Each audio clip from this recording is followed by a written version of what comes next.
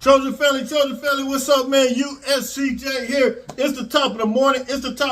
Listen, we are still riding high for what we witnessed on last night. Yes, last night we have officially became a number 9 team in the country. Forget about the AP poll. Forget about the coaches poll. Forget about all that other foolishness that they tried to manipulate. USC now controls their own destiny, and now we got individual that's trying to contaminate our spirit. But we're going to talk about this. We're going to talk about this article because they are trying to contaminate what USC has already accomplished.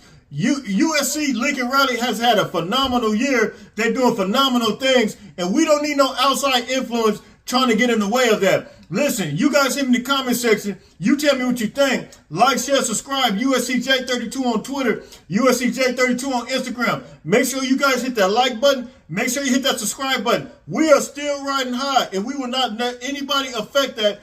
All we have to do is win out. And listen, we have a smooth sailing road. So you guys hit me.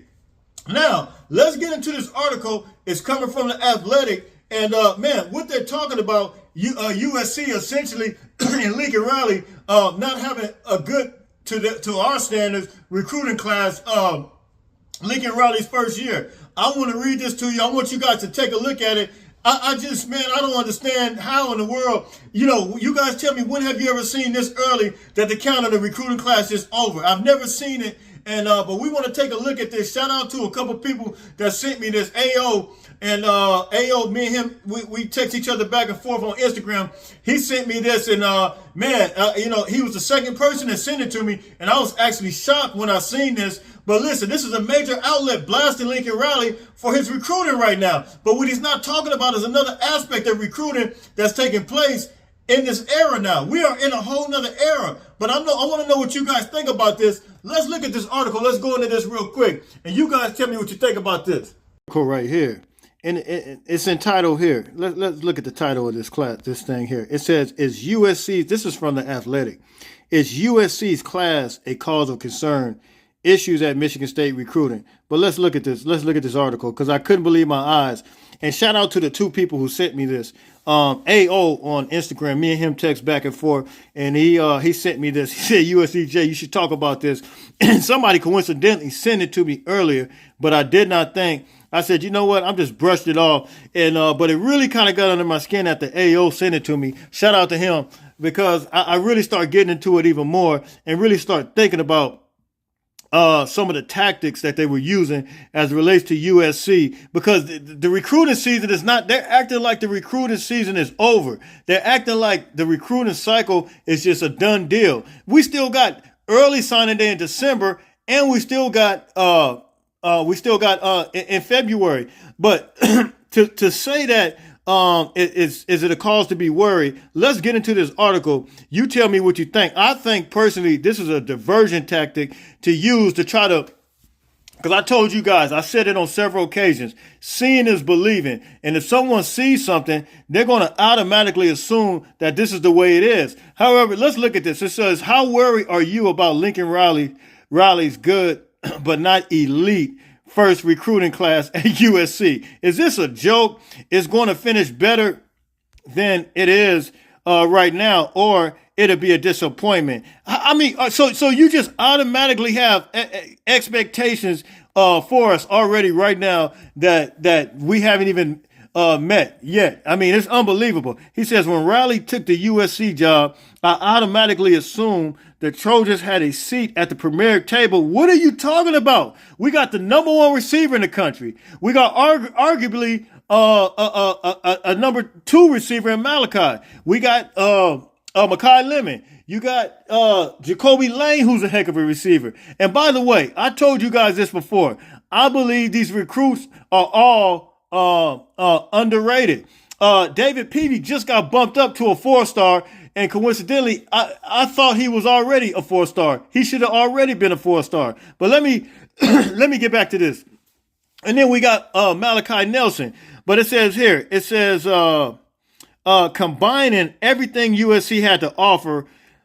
Man, I tell you, this is really, it's hard to read this. Cool location, proximity to the top level athletes, multiple national championships since 2000s, etc. With a coach like Riley was a match made in heaven. What is this? What are you talking about? To me, no matter what USC had to pay Riley to get him away from Oklahoma was worth it. It was an instant legitimizer, something I thought would show up immediately in the recruiting results in Riley's first full cycle. Let me stop right here for a second. And we're going to continue this. Let me stop right here for a second, because what he's not telling you is this. Not only are we doing good in recruiting, but there's another aspect to recruiting now. How else do you explain, and we've talked about this before, you look at Francis.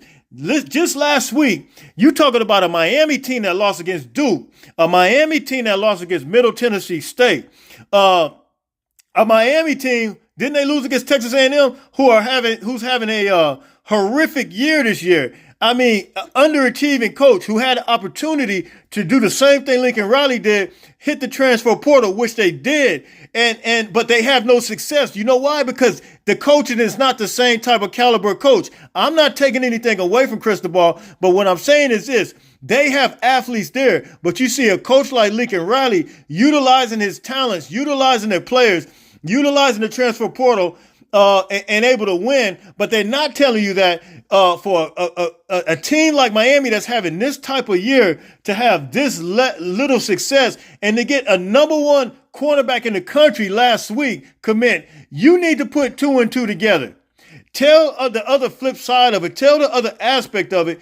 Talk about what's really going on. And you had several coaches call it out. That's why you had well, I'm not even going to mention the other coaches, but it's called the NIL. It's called being able to make things happen from that perspective. And you got to understand, this is a big role in Miami. You got to remember when they signed that guy, when they got that commitment from Jaden Rashada, they labeled it in the article. They said the guy was a super booster. They labeled him a super booster. So now you want to bring up this aspect. Recruiting is no longer the same. Everything has completely changed. Let's get back into this article. He says, I thought USC would sign a super class in 2023. I was wrong. But let's be clear. USC's had a very good class. We know that.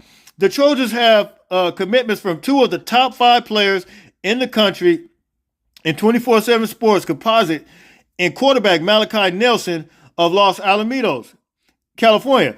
High school and receiver Zachariah Branch of Las Vegas.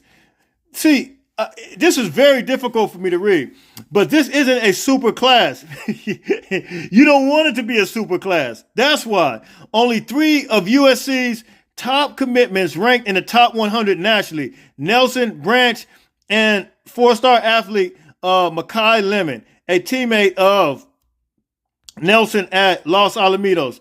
I'm going to just stop this right here. Well, let me continue. Though I still believe USC will wind up signing 5-star tight end Deuce Robinson of Phoenix, Arizona, Pinnacle. See, here's the thing. We're not even close to being finished. We still got Caleb Lemieux. You still got Mateo on the opportunity to get him. Of course, like he said, Deuce Robinson. Why are you... See, to me, this is a negative article before the situation is even complete. They're not even... I mean, when have we ever been in mid-November and been done with recruiting?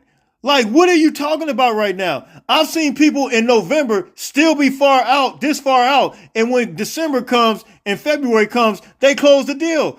Are you counting this class as over? I mean, what is this? I don't understand what he's talking about. I don't understand why he's talking about this so early, because my thing is this.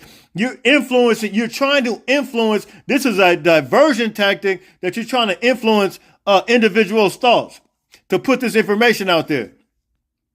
Anyway, I'm done with this article. But what do you guys think about this? You guys hit me in the comments section. Let me know exactly what you guys think.